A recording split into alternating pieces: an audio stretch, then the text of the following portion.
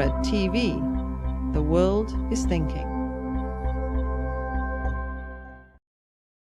You and I have talked about this a lot, and I think it was something, at least my impression of you is that you, like when I made Kicking and Screaming, which was my first movie, which is the same year you made Bottle Rocket, and we didn't know each other then, but I feel like I look back at that movie and I did a lot of things in that movie because I was told that was the way you do it, because I hadn't been to film school. I didn't do it sort of the same way.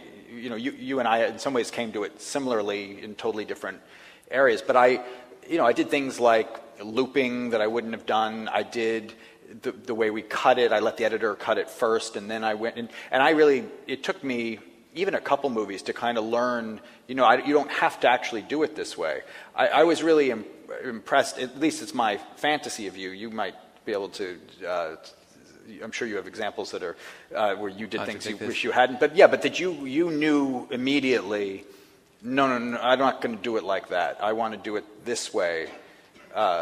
Yes. Well, I think you mean doing Bottle Rocket? Doing Bottle Rocket, yeah. Well, that's the funny thing. I feel like I was never more confident in my life than when we made that film. Yeah. And never less confident than when we screened it.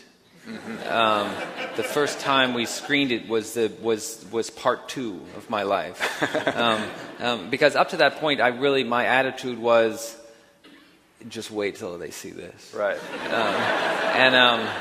And a lot of people were, does this story hold together, or do people going to understand why these boys are acting like this? And I was like, I think they're going to understand.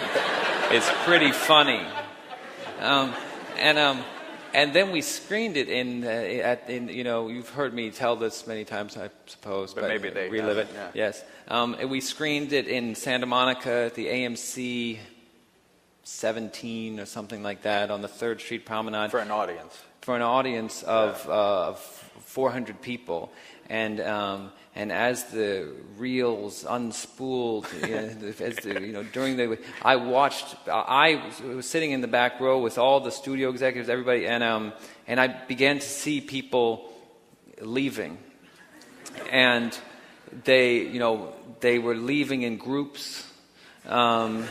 People don't go to the bathroom in groups. They're not coming back. Uh-huh.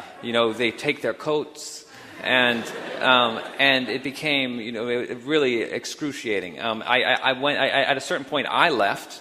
I tried to be very discreet about it because I didn't want to add to the Exodus feeling, but I also couldn't take it.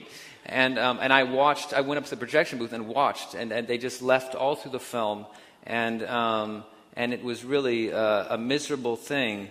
But I remember afterwards we had the audience cards, the reactions, and they just you get the SUCKD.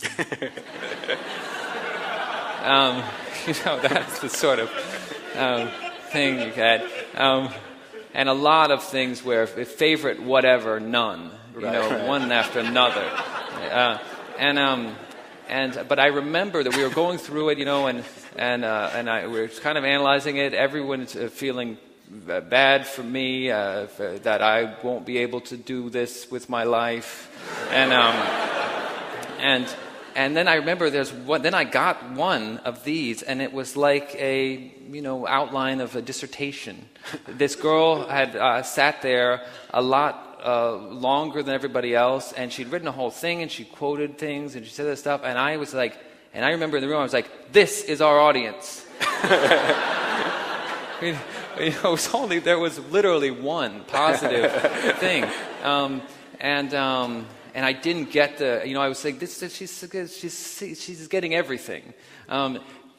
A few years later, several years, like 6 years later, I was at some kind of function, and this girl, some kind of film thing or it's a DGA thing or something, and this girl afterwards introduced herself to me and says, I was at your screening in Santa Monica. I was like, I know who you are. I know exactly who you are. She was uncomfortable. She wasn't sure what I was talking about. No, I know you.